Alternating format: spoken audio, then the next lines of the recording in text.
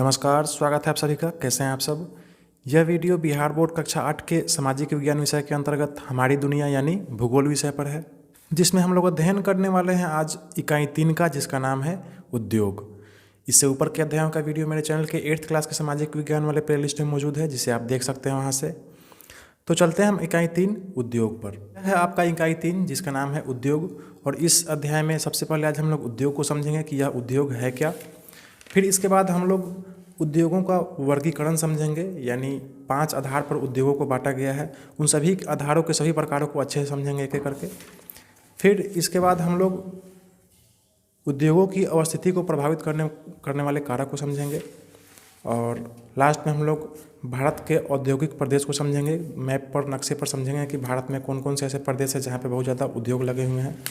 और अंत में हम लोग इस अध्याय के अभ्यास प्रश्नों को एक एक करके हल करेंगे, इन सभी अभ्यास प्रश्नों को। तो आप मेरे साथ अंत तक बने रहें। हम चलते हैं अध्याय पर।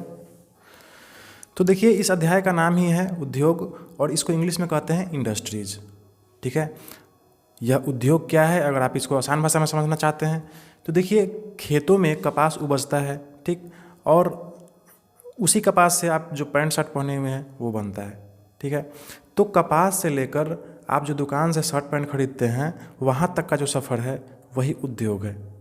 ठीक, दूसरे उदाहरण में देख लीजिए। देखिए, मिट्टी से ईंट बनता है और उसी मिट्टी के ईंट से बहुत बड़ा बड़ा बिल्डिंग बनता है। ठीक, तो उस मिट्टी से लेकर उस बड़े बिल्डिंग के बनने तक का जो सफ़र है वही उद्योग है। ठीक, तो आशा है आपको थोड़ा मोड़ा समझ में आ गया होगा यह उद्योग है क्या। इसके परिभाषा को हम आगे समझेंगे।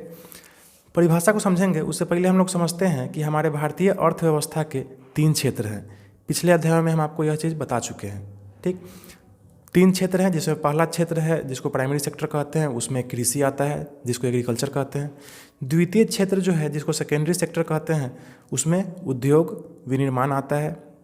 इसी उद्योग को इंग्लिश में क्या कहते हैं, इंडस्ट्रीज कहते हैं, जो अध्याय पढ़ने वाले हैं। ठीक, और तृतीय क्षेत्र यानी टर्शियरी सेक्टर में आता है सेवा, जिसमें श्रमिक लोग काम करते हैं, कर्मचारी लोग ऑफिस में काम करते हैं, डॉक्टर लोग हैं, वकील लोग हैं, शिक्षक लोग हैं। कहने का मतलब जो आदमी अपना सेवा देता है उसी को तृतीय क्षेत्र में रखा गया है। ठीक, तो भारतीय अर्थव्यवस्था के कितने क्षेत्र हैं, 3, प्रथम, द्वितीय और तृतीय। पहले में कृषि, दूसरे में उद्योग और तीसरे में सेवा आता है। ठीक, और आज इस अध्याय में हम लोग इसी द्वितीय क्षेत्र के बारे में पढ़ने वाले हैं, समझने वाले हैं। ठीक, जिसमें क्या आता है, उद्योग और विनिर्माण, जिसको इंग्लिश में कहते हैं इंडस्ट्रीज एंड मैन्युफैक्चरिंग। अब हम चलते हैं इस उद्योग के परिभाषा की तरफ। तो देखिए, आपके किताब में उद्योग का एक परिभाषा लिखा हुआ है, इसको आप लिख सकते हैं अपने कॉपी में। क्या है परिभाषा? कच्चे माल को अधिक मूल्य के उत्पादों में परिवर्तित किया जाना उद्योग है, यही इंडस्ट्रीज है। ठीक, कच्चे माल को अधिक मूल्य के उत्पादों में परिवर्तित किया जाना क्या है, उद्योग है। इसके अलावा अगर आप दूसरा परिभाषा लिखना चाहते हैं जो एनसीईआरटी बुक का है, तो उसको आप लिख सकते हैं कि उद्योग का संबंध वैसी आर्थिक गतिविधि से है जो कि वस्तुओं के उत्पादन, खनिजों के निष्कर्षण अथवा सेवाओं की व्यवस्था से संबंधित है। ठीक है, तो आप यह परिभाषा लिख सकते हैं। अब देखिए, अगले पन्ने पे उद्योगों का वर्गीकरण दिया हुआ है, यानी टाइप्स ऑफ इंडस्ट्रीज। कितने प्रकार के उद्योग हैं और कितने आधार पर बांटा गया है, यह सब इसमें दिया हुआ है। तो देखिए, उद्योग को 5 आधार पर बांटा गया है। ठीक है, पहला आधार है कच्चे माल के आधार पर। ठीक, दूसरा है पूंजी निवेश के आधार पर, तीसरा है स्वामित्व के आधार पर, चौथा है प्रमुख भूमिका के आधार पर, और पांचवा है कच्चे एवं तैयार माल की मात्रा एवं भार के आधार पर। ठीक, और इस 5 आधार पर उद्योग को विभिन्न प्रकारों में बांटा गया है। ठीक है, और इन सभी को हम एक एक करके अच्छे से समझने वाले हैं अभी। ठीक, तो इसमें पहला जो आधार है कच्चे माल के आधार पर, जो 4 प्रकार में बांटा हुआ है, इन सभी को चारों प्रकारों को अच्छे से समझते हैं अभी। देखिए, इसमें पहला जो आधार है वह है कच्चे माल के आधार पर, यानी बेस्ड ऑन रॉ मटेरियल्स। ठीक है, इसके अंतर्गत वैसे उद्योग शामिल है जिनमें उत्पादन के लिए कच्चे माल का उपयोग किया जाता है। ठीक, जैसे देखिए, शर्ट बनाने के लिए, शर्ट पैंट बनाने के लिए कच्चे माल यानी कॉटन का उपयोग किया जाता है, जो आपके खेतों में उपजता है। ठीक, इस्पात सीमेंट के फैक्ट्री में किसका उपयोग किया जाता है, खनिज धातु का उपयोग किया जाता है। ठीक, फर्नीचर ये सब बनाने के लिए लकड़ी का उपयोग किया जाता है। यह सब क्या है, यह सब कच्चा माल है। तो इसके अंतर्गत हम लोग ऐसे उद्योगों को समझेंगे जिसके लिए क्या होता है, कच्चे माल का उपयोग किया जाता है। ठीक, इसमें पहला है कृषि आधारित उद्योग। ठीक है, देखिए, इस कृषि आधारित उद्योग को इंग्लिश में कहते हैं एग्रीकल्चर बेस्ड इंडस्ट्रीज। ठीक, इन उद्योगों में कच्चे माल के रूप में कृषि उत्पादों को, कच्चे माल के रूप में किसका उपयोग किया जाता है? कृषि उत्पादों को उपयोग किया जाता है। ठीक, जैसे देखिए वस्त्र उद्योग में, कपड़ा बनाने वाला जो उद्योग है उसमें किसका उपयोग किया जाता है? कॉटन का, जो आपके खेतों में उपजता है, कपास। ठीक, खाद्य प्रसंस्करण जो उद्योग है इसमें आपके जो खेत से ये अनाज निकलता है उसका उपयोग किया जाता है। ठीक, पटसन उद्योग में देखिए आपके खेत में जो पटुआ उपजता है उससे यह उद्योग चलता है। चीनी उद्योग में देखिए आपके खेत में जो ऊख का जो फसल होता है उससे यह चीनी उद्योग चलता है। ठीक, तो इस तरह से यह जो कृषि आधारित उद्योग है, ठीक, इसमें कच्चे माल के रूप में कृषि उत्पादों को शामिल किया जाता है।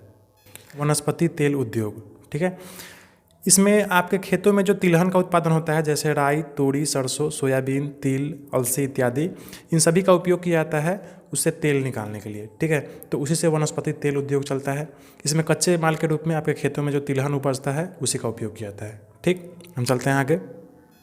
अब आप देखिए अगला जो है कच्चे माल के आधार पर जो दूसरा प्रकार है वह है खनिज आधारित उद्योग, यानी ऐसे उद्योग जिसमें खनिज एवं धातुओं का उपयोग कच्चे माल के रूप में किया जाता है। ठीक, इसमें कौन कौन सा उद्योग है? तो देखिए इसमें पहला है लौह इस्पात उद्योग, आयरन एंड स्टील इंडस्ट्रीज। इसमें कच्चा माल के रूप में लोहा, मैग्नीज, निकेल, क्रोमियम इत्यादि का उपयोग किया जाता है। यह सब कहाँ से निकलता है? यह सब ज़मीन के अंदर से निकलता है खनिज के रूप में। ठीक, यही से आपका लौह इस्पात उद्योग चलता है, इसमें जिससे बड़े बड़े पुल, बड़े बड़े बिल्डिंग का निर्माण होता है, बड़े बड़े मशीनों का निर्माण होता है इससे। अगला है सीमेंट उद्योग, और इस सीमेंट को बनाने के लिए चूना, पत्थर, जिप्सम, कोयला इत्यादि का उपयोग होता है। ठीक, और इसी सीमेंट उद्योग के कारण आपका घर, बड़ा बड़ा बिल्डिंग इत्यादि सब बनता है। अगला है तांबा प्रगलन उद्योग, यानी ऐसे चीज़ जो तांबा को गलाकर बनाया जाता है। ठीक, जैसे तार है, बर्तन है। ठीक, इसके बाद देखिए एल्युमिनियम प्रगलन उद्योग, यानी ऐसे वस्तु जो अल्युमिनियम से बनाकर अल्युमिनियम को गलाकर बनाए जाते हैं। ठीक है, तो इस तरह का जो उद्योग है वह खनिज आधारित उद्योग है, और इस उद्योग में कच्चे माल के रूप में खनिज एवं धातु का उपयोग किया जाता है। ठीक है, इसके बाद अगला है वन आधारित उद्योग, यानी फॉरेस्ट बेस्ड इंडस्ट्रीज, यानी ऐसे उद्योग जिसमें वन उत्पाद को कच्चे माल के रूप में उपयोग किया जाता है। ठीक, जैसे देखिए कागज़ उद्योग, जिससे आपका कागज़ किताब जो बनता है वह लकड़ी से ही बनता है। ठीक, और वह लकड़ी कहाँ से आता है? वन से आता है। औषधि जो होता है, बहुत सारे दवाई, वह सब कहाँ से बनता है? वह सब ये पेड़ पौधों से बनता है। ठीक, उसके बाद जितने भी फर्नीचर है वह सभी लकड़ी से बनता है, आपको तो पता ही है। भवन के निर्माण में भी लकड़ी का उपयोग होता है। तो इस तरह से यह सब जो उद्योग है यह सब किस पर? वन आधारित उद्योग है, और इसमें कच्चे माल के रूप में क्या चीज़ का उपयोग किया जाता है? वन से जो लकड़ी निकलता है उसका उपयोग किया जाता है, यानी इसमें कच्चे माल के रूप में लकड़ी का उपयोग किया जाता है। ठीक, और देखिए कच्चे माल के आधार पर जो सबसे लास्ट है वह है समुद्र आधारित उद्योग, यानी मैरीन बेस्ड इंडस्ट्रीज। ठीक है, इसमें क्या है? कच्चा माल के रूप में क्या उपयोग होता है? तो सागर एवं महासागरों से प्राप्त जीवों, वनस्पतियों एवं खनिजों का उपयोग किया जाता है इस उद्योग में कच्चे माल के रूप में। ठीक, जैसे खाद्य प्रसंस्करण, ठीक है, औषधि, मछली उत्पादन, सीप संघ से जुड़े उद्योग, खनिज तेल, लहरों से ऊर्जा प्राप्त करना इत्यादि, यह सब कहाँ से आता है? यह सब हमारे समुद्र से आता है। ठीक, सागर एवं महासागरों से आता है, और इसमें कच्चे माल के रूप में इसी में उपस्थित चीज़ों का उपयोग किया जाता है। ठीक है, तो ऐसे उद्योग किस में आते हैं? समुद्र आधारित उद्योग, यानी मेरीन बेस्ड इंडस्ट्रीज में आते हैं। ठीक, तो आशा है कच्चे माल के आधार पर जो चारों प्रकार के उद्योग है इन चारों को आप अच्छे से समझ चुके हैं। ठीक है, अब हम चलते हैं अगले आधार पर, जिसका नाम है पूंजी निवेश के आधार पर। ठीक है, इस पूंजी निवेश के आधार पर 3 प्रकार हैं: कुटीर उद्योग, लघु उद्योग और बृहत उद्योग। इन तीनों को हम लोग अभी अच्छे से समझेंगे। तो देखिए हमारा जो अगला आधार है वह है पूंजी निवेश के आधार पर, जिसको इंग्लिश में कहते हैं बेस्ड ऑन कैपिटल इन्वेस्टमेंट। ठीक, यानी किस उद्योग में कितना पैसा लगा है उसी के आधार पर उद्योगों को बांटा गया है। ठीक, जैसे देखिए कोई अपने घर में टोकरी बीनता है तो वह भी एक उद्योग ही है। कोई अपने घर में एक अगरबत्ती का फैक्ट्री लगा के रखा है छोटा सा, वह भी एक उद्योग ही है। और कोई जैसे टाटा और बिरला और अंबानी जैसे लोग बहुत बड़े बड़े उद्योग लगाए हुए हैं तो वह भी उद्योग ही हैं। ठीक, तो पूंजी निवेश के आधार पर उद्योगों को बांटा गया है, देखिए 3 प्रकार में। ठीक है, पहला है कुटीर उद्योग, दूसरा है लघु उद्योग और तीसरा है बृहत उद्योग। इसमें देखिए कुटीर उद्योग को कॉटेज इंडस्ट्री कहते हैं, लघु उद्योग को स्मॉल स्केल इंडस्ट्री कहते हैं और वृहत उद्योग को लार्ज स्केल इंडस्ट्रीज कहा जाता है। ठीक है, कुटीर उद्योग क्या है? तो देखिए, ऐसे उद्योग जिसमें परिवार के सदस्य ही क्या करते हैं, उत्पादन का कार्य करते हैं। ठीक है, जैसे टोकरी बनाना, सूप बनाना, सूत काटना। ठीक है, इसके बाद मिट्टी का बर्तन बनाना, यह सब जो उद्योग है यह सब कुटीर उद्योग के अंदर आता है, जो एक घर के अंदर ही घर के लोग ही उसमें लगे रहते हैं, उसमें कोई ज़्यादा बड़ा पैसा खर्चा नहीं होता है। उसको हम लोग कॉटेज इंडस्ट्री यानी कुटीर उद्योग कहते हैं। ठीक है, अब इसके बाद देखिए अगला है लघु उद्योग, जिसको स्मॉल स्केल इंडस्ट्री कहते हैं।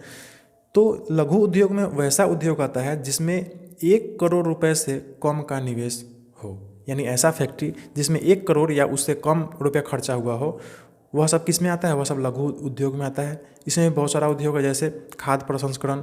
ठीक है, जो आप खाद्य प्रसंस्करण आपको अगर समझ में नहीं आ रहा, देखिए आप जो पैकेट वाला जो बिस्किट खाते हैं, लेज, कुरकुरे, ये सब जो अटर पटर खाते हैं, यही सब क्या है? यही सब खाद्य प्रसंस्करण उद्योग में आता है। ठीक, इसके बाद रेशम उद्योग है, माचिस निर्माण उद्योग है, फर्नीचर उद्योग है। यह सब कहाँ आता है? यह सब लघु उद्योग में आता है।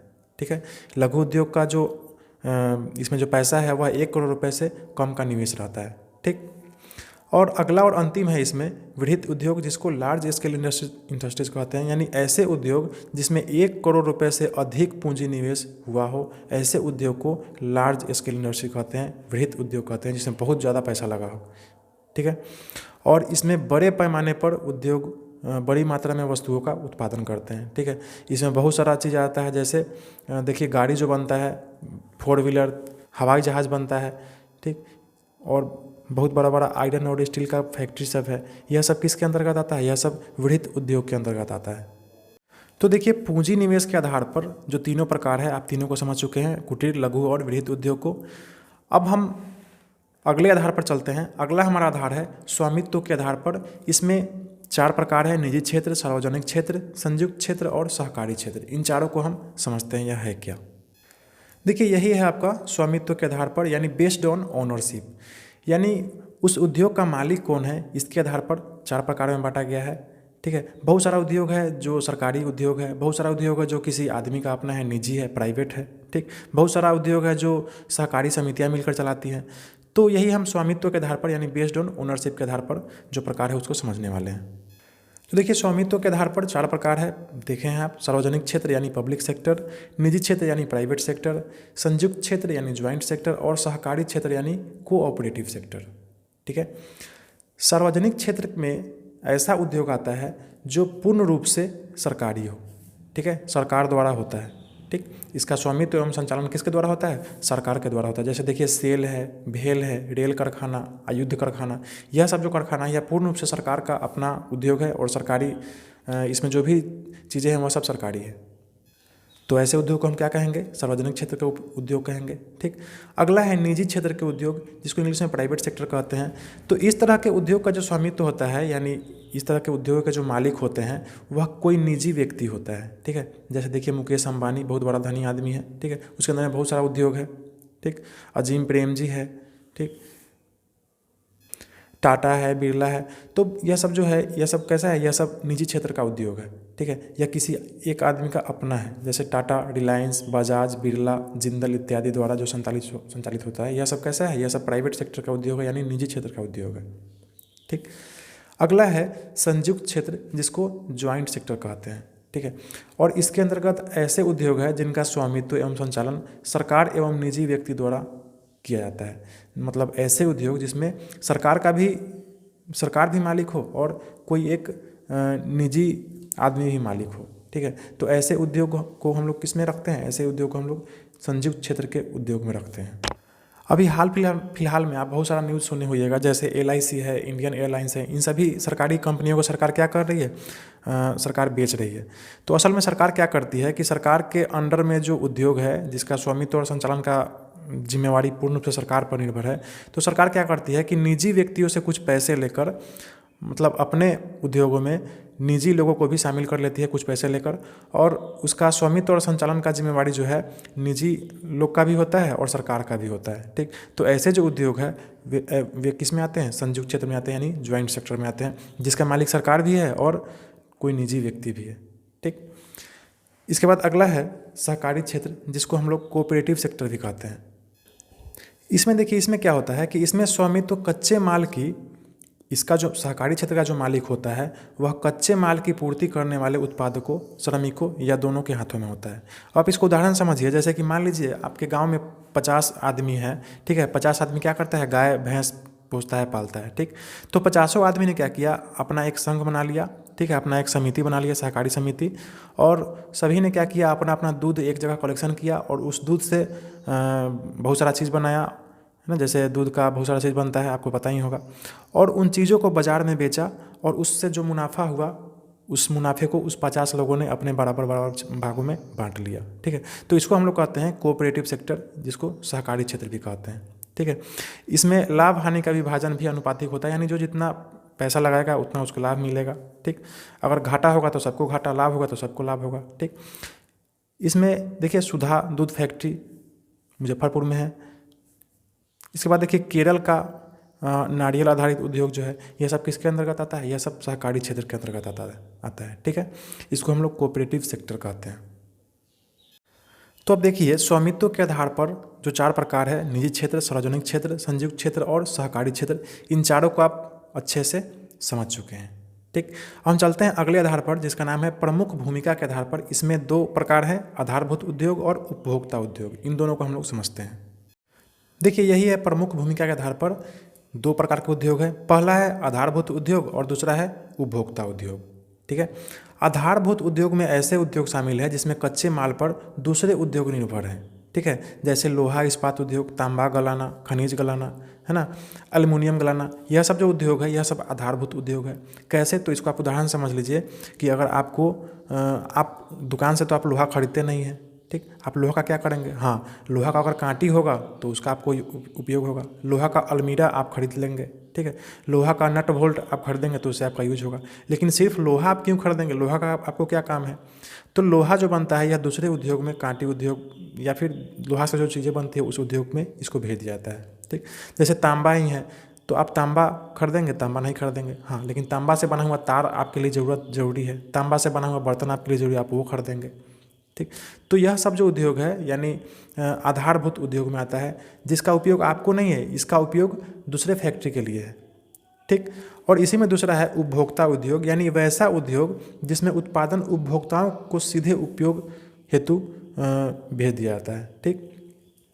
जैसे देखिए दवा उद्योग, दवा आप लोग खाते हैं, ठीक। बर्तन उद्योग, बर्तन का आप डायरेक्ट यूज करते हैं।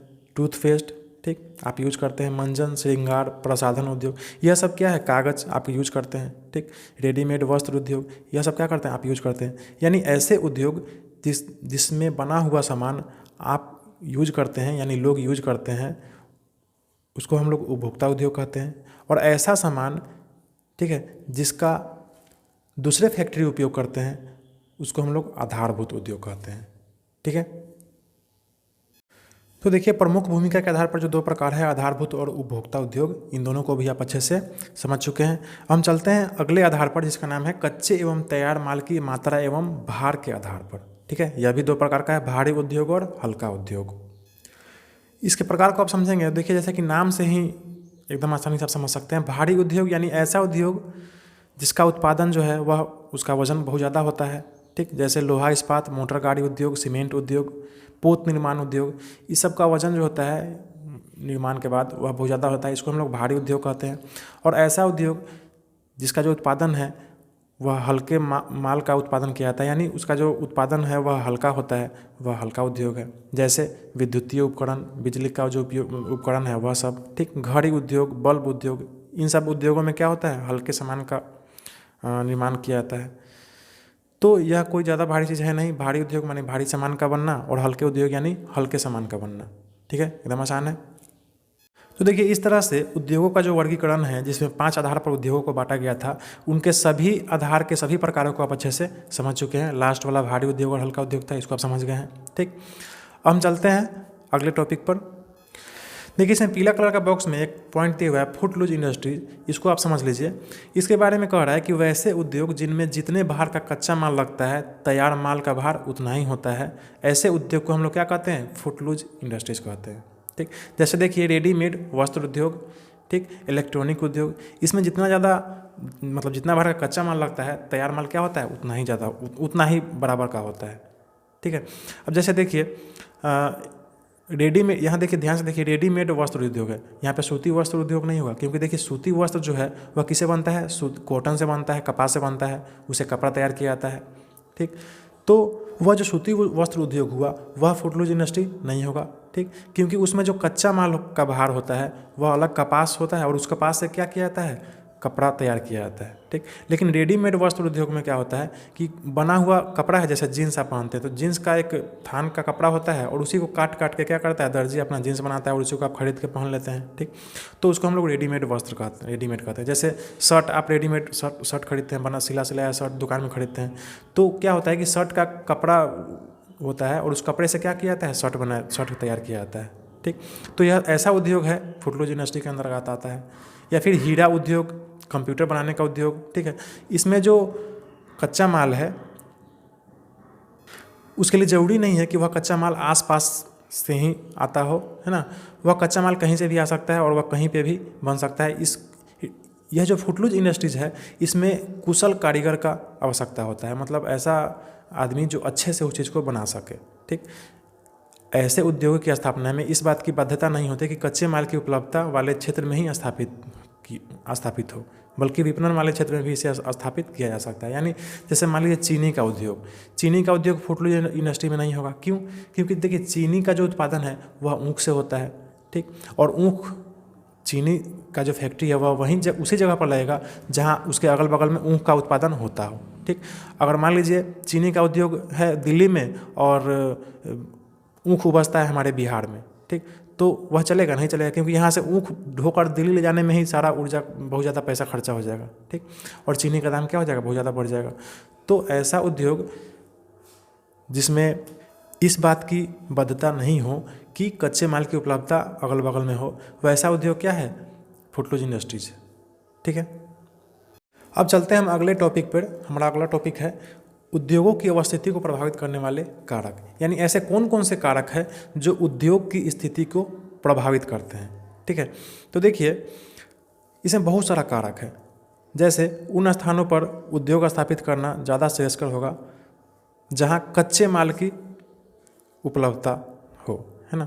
यानी उद्योग जो है हम अगर ऐसे जगह पर बनाएंगे जहाँ पे कच्चे माल का उपलब्ध ज़्यादा मात्रा में हो तो वहाँ पे उद्योग क्या हो, ज़्यादा चलेगा। ठीक, अब ऐसा जगह आप उद्योग बना लीजिए कि वहाँ कच्चा माल उपलब्ध हो ही नहीं, दूसरी जगह बहुत दूर से मंगाना हो, तो आपको मंगाने में ही ज़्यादा पैसा खर्चा हो जाएगा।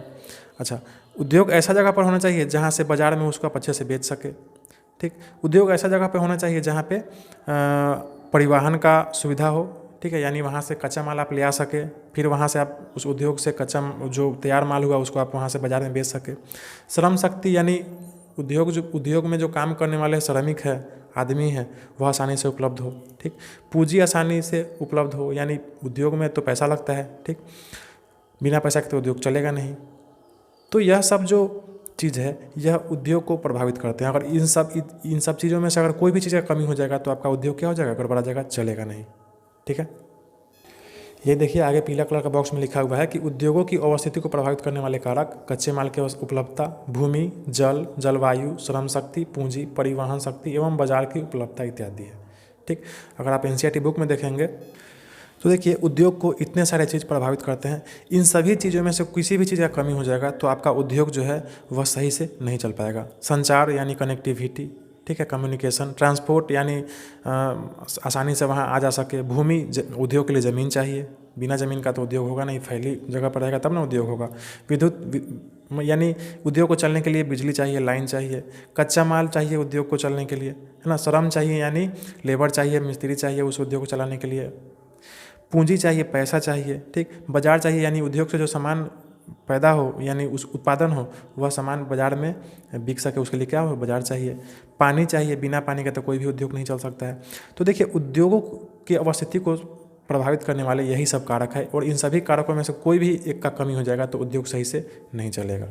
ठीक है, तो किसी भी उद्योग को चलने के लिए इन सभी चीज़ों का होना बहुत ज़रूरी है। तो देखिए इस टॉपिक में यही आपको समझा रहा था, आशा आपको यह समझ में अच्छे से आ गया होगा। हम चलते हैं आगे।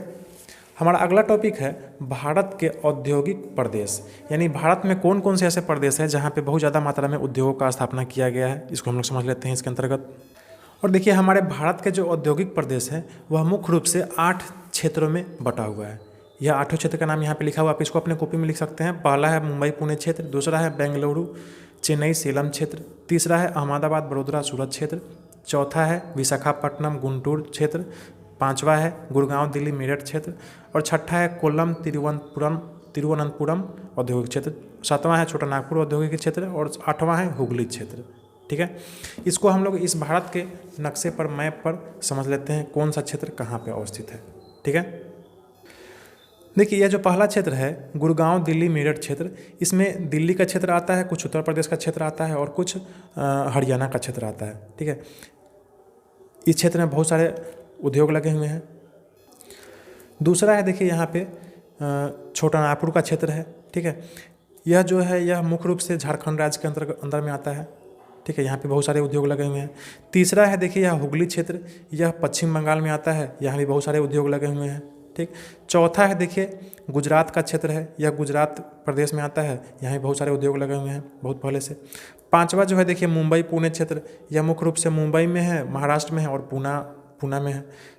ठीक है, और देखिए इसके बाद छठा जो है यहाँ पे दिया हुआ है बेंगलुरु तमिलनाडु क्षेत्र, यह जो क्षेत्र है यह मुख्य रूप से कर्नाटक और तमिलनाडु राज्य में आता है। ठीक है, यहाँ भी बहुत सारे उद्योग लगे हुए हैं। इसके बाद सातवां है देखिए यहाँ पे कोल्लम तिरुवनंतपुरम क्षेत्र। ठीक है, यहीं पे है। ठीक है, यह मुख्य रूप से केरल राज्य में है, यहाँ भी बहुत सारे उद्योग लगे हुए हैं। उसके बाद देखिए 8वां नंबर जो है देखिए यहाँ पे है, यह है विशाखापट्टनम गुंटूर क्षेत्र, यह मुख्य रूप से आंध्र प्रदेश राज्य में है। ठीक है, यहाँ भी बहुत सारे उद्योग लगे हुए हैं।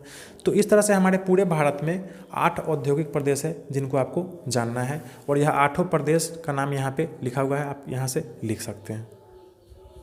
ठीक है, तो आशा है आपको यह अध्याय अच्छे से समझ में आया होगा। हम चलते हैं इस अध्याय के अभ्यास प्रश्नों को एक एक करके हल करते हैं।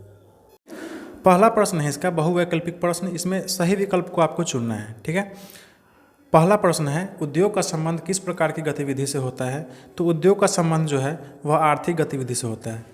ठीक है, विहित उद्योग में पूंजी निवेश की सीमा होती है 1 करोड़ से अधिक, आप पढ़ चुके हैं पीछे। जिसमें 1 करोड़ से ज़्यादा होता है उसको वृहत कहते हैं, और जिसमें 1 करोड़ से कम होता है उसको लघु कहते हैं। ठीक, लघु उद्योग कहते हैं 1 करोड़ से कम। चलिए अगला प्रश्न है दवा उद्योग किस प्रकार का उद्योग है। तो दवा उद्योग जो है वह उपभोक्ता उद्योग है, यह डायरेक्ट उपभोक्ता क्या करता है, इसको कंज्यूम करता है। ठीक, आप इसको हल्का उद्योग के श्रेणी में भी रख सकते हैं। ठीक, अगला प्रश्न है इनमें कौन औद्योगिक प्रदेश नहीं है। तो देखिए छोटा नागपुर प्रदेश है, मुंबई पुणे क्षेत्र है, गुड़गांव दिल्ली मेरठ प्रदेश है, दक्कन प्रदेश जो है यह नहीं है। ठीक है, तो इसका आंसर ये होगा, बाकी तीनों औद्योगिक प्रदेश हमारे देश का है। अगला प्रश्न है 5 नंबर, इनमें से कौन कृषि आधारित उद्योग है, यानी ऐसा उद्योग जो कृषि पर निर्भर हो पूरी तरह से। तो इसका उत्तर होगा देखिए वस्त्र उद्योग। ठीक, वस्त्र उद्योग जो है यह पूरी तरह से कपास से बनता है, और कपास का खेती होता है, वह खेतों में उपजता है। हमारे यहाँ अपने यहाँ बिहार में उतना नहीं होता है, यह कर्नाटक साइड में होता है बहुत ज़्यादा, खेतों में यह उपजता है और उसी से कपड़ा बनता है। ठीक, हम चलते हैं आगे। हमारा अगला प्रश्न है खाली स्थानों को भरने वाला।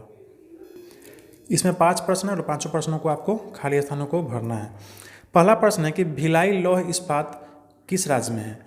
तो यह छत्तीसगढ़ में है, तो इसके उत्तर में आप लिख देंगे छत्तीसगढ़। अगला प्रश्न है कि उद्योग के अंतर्गत कच्चे माल को डैश के उत्पादों में बदला जाता है। इसके उत्तर में आप लिख सकते हैं अधिक मूल्य के, इसका परिभाषा ही है आपकी किताब में दिया हुआ है कि उद्योग के अंतर्गत कच्चे माल को अधिक मूल्य के उत्पादों में बदला जाता है। ठीक, अगला प्रश्न है फर्नीचर उद्योग डैश उद्योग का उदाहरण है। तो फर्नीचर उद्योग जो है वह लघु उद्योग का उदाहरण है। ठीक है, अगला प्रश्न है कि पूंजी निवेश के आधार पर उद्योग कितने प्रकार के। तो पूंजी निवेश के आधार पर उद्योग जो है वह 3 प्रकार के यहाँ पढ़ चुके हैं पीछे। ठीक है, पहला है कुटीर, दूसरा है लघु और तीसरा है वृहत। अगला प्रश्न है सीमेंट उद्योग डैश उद्योग के अंतर्गत आता है।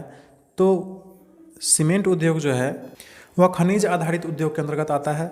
ठीक, आप खनिज के बदला में आप भारी भी लिख सकते हैं, या भारी उद्योग के अंतर्गत भी आता है। ठीक, इसको आप वृहत उद्योग भी लिख सकते हैं या वृहत उद्योग के अंतर्गत भी आता है। ठीक, तो ये रहा आपका खाली स्थानों को भरने वाला, आपने इसको हल कर लिया। हम चलते हैं अपने अगले प्रश्न पर। हमारा अगला जो प्रश्न है वह निम्नलिखित प्रश्नों के उत्तर दे। अधिकतम 50 शब्दों में उत्तर देना है। पहला प्रश्न है, उद्योग से आप क्या समझते हैं? इसके उत्तर में देखिए यहाँ पे पीला कलर वाला जो लाइन है आप इसको लिख सकते हैं, कच्चे माल को अधिक मूल्य के उत्पादों में परिवर्तित किया जाना उद्योग है। ठीक है, एकदम आसान है। अगला प्रश्न है 2 नंबर, लघु एवं वृहत उद्योग के बीच अंतर कीजिए। इसके बीच में आपको अंतर बताना है। तो इसके उत्तर में आप लिख सकते हैं कि वर्तमान समय में 1 करोड़ रुपए से कम का निवेश जिस उद्योग में किया जाता है वह लघु उद्योग कहलाता है, आप पढ़ भी चुके हैं। और 1 करोड़ रुपए से अधिक पूंजी निवेश वाला उद्योग वृहत उद्योग कहलाता है। ठीक, आप इसको लिख सकते हैं। हमारा अगला प्रश्न है 3 नंबर, वन आधारित उद्योगों के कोई 3 उदाहरण दीजिए। ठीक है, तो वन आधारित उद्योग को आप पढ़ ही चुके हैं। इसके 3 उदाहरण में आप लिख सकते हैं कि वन आधारित उद्योग में मुख्य रूप से कागज उद्योग, औषधि यानी आयुर्वेद निर्माण उद्योग, फर्नीचर उद्योग शामिल है। ठीक है, देखिए अगला प्रश्न है आपका 4 नंबर, संयुक्त क्षेत्र का उद्योग किसे कहा जाता है? उदाहरण दीजिए। इसके उत्तर में आप लिख सकते हैं कि ऐसे उद्योग जिनका संचालन एवं स्वामित्व सरकार एवं निजी व्यक्ति या व्यक्तियों के समूह के द्वारा होता है वे संयुक्त क्षेत्र के उद्योग कहलाते हैं। जैसे मारुति उद्योग आपके किताब में दिया हुआ है। ठीक है, आपका अगला प्रश्न है 5 नंबर, सार्वजनिक एवं निजी क्षेत्र के उद्योगों के बीच अंतर उपयुक्त उदाहरण के साथ कीजिए। ठीक है, तो आप इसके उत्तर में लिख सकते हैं कि ऐसे उद्योग जिनका स्वामित्व और संचालन सरकार के द्वारा होता है उसे सार्वजनिक क्षेत्र के उद्योग कहते हैं। जैसे Hindustan aeronautics limited, steel authority of India इत्यादि। इसके बाद है वैसे उद्योग जिनका स्वामित्व या संचालन किसी एक व्यक्ति या व्यक्तियों के समूह के द्वारा होता है वे निजी क्षेत्र के उद्योग कहलाते हैं। जैसे टाटा, रिलायंस, बजाज, बिरला, जिंदल इत्यादि। ठीक है, आप इसके उत्तर में इसको लिख सकते हैं। हम चलते हैं अगले प्रश्न पर। अगला प्रश्न है 6 नंबर, भूमिका के आधार पर उद्योगों का वर्गीकरण प्रस्तुत कीजिए। भूमिका के आधार पर आपको उद्योग के प्रकार बताना है। तो देखिए भूमिका के आधार पर उद्योगों को 2 प्रकार में बांटा गया है। ठीक है, यहाँ पे लिखा है भूमिका के आधार पर उद्योगों को 2 भागों में बांटा गया है। पहला है आधारभूत उद्योग और दूसरा है उपभोक्ता उद्योग। ठीक है, तो यहाँ से आप यहाँ तक आपको अगर सिर्फ इतना ही आंसर देना है तो आप यही 2 लिख के छोड़ सकते हैं, नहीं तो कुछ और लिखना है तो इसमें से भी आप जोड़ सकते हैं इसके आंसर में। ठीक है, इसका आंसर इसी में होगा। अगला प्रश्न है आपका 7 नंबर, भार के आधार पर उद्योग कितने प्रकार के होते हैं? उपयुक्त उदाहरण के साथ लिखें। इसका भी उत्तर आपके किताब में है। देखिए भार के आधार पर 2 प्रकार के उद्योग है। पहला है भारी उद्योग, ठीक, और दूसरा है हल्का उद्योग। आप इस दोनों को यहाँ से आप लिख सकते हैं। इस दोनों के बारे में जितना चीज़ दिया हुआ है इसमें उदाहरण भी है, आप यहाँ से उसका आंसर लिख सकते हैं। ठीक है, यहाँ से यहाँ तक। चलते हैं अगले प्रश्न पर। आपका अगला और अंतिम प्रश्न है 8 नंबर कि भारत के कुछ प्रमुख औद्योगिक प्रदेश का उल्लेख कीजिए। तो भारत में कुल 8 औद्योगिक प्रदेश है और उसको आप पीछे पढ़ भी चुके हैं। ठीक है, और वो 8 औद्योगिक प्रदेश यहाँ लिखा हुआ है। ठीक, पहला है मुंबई पुणे क्षेत्र, दूसरा है बेंगलुरु चेन्नई सेलम क्षेत्र, तीसरा है अहमदाबाद बड़ौदा सूरत क्षेत्र, चौथा है विशाखापट्टनम गुंटूर औद्योगिक क्षेत्र, 5वां है गुड़गांव दिल्ली मेरठ औद्योगिक प्रदेश और 6ठा है कोल्लम तिरुवनंतपुरम औद्योगिक प्रदेश, 7वां है छोटा नागपुर औद्योगिक क्षेत्र और 8वां है हुगली क्षेत्र। ठीक है, तो आप इसको यहाँ से लिख सकते हैं इसका आंसर, यहाँ से लेकर यहाँ तक में। हम चलते हैं अगले प्रश्न पर। अगला जो प्रश्न है 4 नंबर, इसमें थोड़ा डिटेल में आपको लिखना है इसका आंसर। पहला प्रश्न है कि उद्योग को परिभाषित कीजिए तथा इसका विस्तृत वर्गीकरण प्रस्तुत कीजिए। तो देखिए इसके परिभाषा में आप लिख सकते हैं कि उद्योग का संबंध उस आर्थिक गतिविधि से है जो कि वस्तुओं के उत्पादन, खनिजों के निष्कर्षण अथवा सेवाओं की व्यवस्था से संबंधित है। ठीक है, और बात रहा इसका वर्गीकरण का, तो यहाँ पे देखिए डिटेल में उद्योगों का वर्गीकरण किया हुआ है। ठीक है, 5 आधार है। कच्चे माल के आधार पर 4 प्रकार है, पूंजी निवेश के आधार पर 3 प्रकार, स्वामित्व के आधार पर 4 प्रकार, प्रमुख भूमिका के आधार पर 2 प्रकार और कच्चे एवं तैयार माल की मात्रा एवं भार के आधार पर 2 प्रकार। आप इसको यहाँ से लिख सकते हैं। ठीक है, परिभाषा लिखने के बाद हम चलते हैं अगले प्रश्न पर। हमारा अगला प्रश्न है 2 नंबर कि कच्चे माल की प्रकृति के आधार पर उद्योगों का वर्गीकरण उपयुक्त उदाहरण के साथ कीजिए। इसके उत्तर में देखिए यहाँ पे आप लिख सकते हैं कि कच्चे माल के आधार पर उद्योग जो है 4 प्रकार में बांटा हुआ है। कृषि आधारित उद्योग, खनिज आधारित उद्योग, वन आधारित और समुद्र आधारित उद्योग। ठीक, और इसी को पूरा डिटेल में यहाँ से दिया हुआ है। यहाँ देखिए दिया हुआ है कच्चे माल के आधार पर उद्योग का जो पहला प्रकार है वह है कृषि आधारित उद्योग। इसमें आप इसके उदाहरण में लिख सकते हैं वस्त्र उद्योग, खाद्य प्रसंस्करण, यह सब लिख सकते हैं। ठीक है, यहाँ से फिर इसके बाद आप आगे बढ़ेंगे तो आप ही की किताब में देखिए खम है खनिज आधारित उद्योग। इसमें भी आप कुछ लिख सकते हैं यहाँ से उदाहरण में लौह इस्पात उद्योग, सीमेंट उद्योग इत्यादि। फिर इसके बाद देखिए वन आधारित उद्योग है, यहाँ से भी आप लिख सकते हैं। देखिए कागज़ उद्योग, औषधि उद्योग, औषधि निर्माण उद्योग, फर्नीचर उद्योग इत्यादि। इसके बाद देखिए समुद्र आधारित उद्योग में आप इसमें भी उदाहरण में लिख सकते हैं मछली उत्पादन, सीप संघ से जुड़े उद्योग, खाद्य प्रसंस्करण, औषधि इत्यादि। ठीक है, तो इसके उत्तर में आप अपने किताब से ही यहाँ से लिख सकते हैं। आपका अगला प्रश्न है 3 नंबर, स्वामित्व के आधार पर उद्योग कितने प्रकार के होते हैं, प्रत्येक का उदाहरण भी दीजिए। इसका उत्तर आप यहाँ से लिख सकते हैं। देखिए यहाँ से स्वामित्व के आधार पर उद्योग को मुख्यतः 4 भागों में बांटा गया है। सार्वजनिक क्षेत्र के उद्योग, इसमें आप लिख देंगे। निजी क्षेत्र के उद्योग, इसमें भी आप लिख देंगे। संयुक्त क्षेत्र, इसमें भी जो लिखा हुआ है वो लिख देंगे। और सहकारी क्षेत्र, इसमें भी जो लिखा हुआ है उसको आप लिख देंगे। ठीक है, तो यहाँ से यहाँ तक इस प्रश्न का उत्तर में आप इसको लिख सकते हैं। ठीक है, हम चलते हैं अगले प्रश्न पर।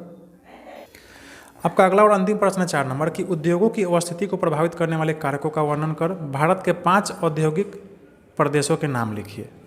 ठीक है, इसके उत्तर में देखिए यहाँ पीला वाला जो बॉक्स है आप यहाँ से लिख सकते हैं कि उद्योगों की अवस्थिति को प्रभावित करने वाले कारक कच्चे माल की उपलब्धता, भूमि, जल, जलवायु, श्रम शक्ति, पूंजी, परिवहन शक्ति एवं बाजार की उपलब्धता इत्यादि है। ठीक है, एकदम आसान है, यहाँ से आप इसका आंसर लिख सकते हैं। देखिए इस प्रश्न में एक और प्रश्न उसमें दिया हुआ है कि भारत के कुछ औद्योगिक प्रदेश का नाम लिखना है, तो उसको आप यहाँ से लिख सकते हैं। देखिए भारत के 8 औद्योगिक प्रदेश है जिसमें से आपको 5 का ही नाम लिखना है, तो इस 8 में से किसी 5 का नाम लिख दे। ठीक है, आपका आंसर हो जाएगा। तो देखिए इस तरह से आपने इन सभी प्रश्नों को एक एक करके अच्छे से हल कर लिया। आशा है आपको वीडियो अच्छे से यह अध्याय समझ में आया होगा वीडियो में, और आप इसके सभी प्रश्नों को भी आपने हल कर लिया। तो आपको अच्छा लगा होगा यह वीडियो आपको कैसा लगा आप हमें कमेंट करके ज़रूर बताएं। अच्छा लगा या ख़राब लगा, कैसा लगा, और कुछ सुधार करने की ज़रूरत हो तो वो भी ज़रूर बताएं हमें। जाते जाते आपसे हम कहेंगे कि वीडियो को कृपया लाइक करें, मेरे चैनल को सब्सक्राइब करें और अपने दोस्तों को ज़रूर से ज़रूर शेयर करें। थैंक यू, पढ़ते रहें, खुश रहें।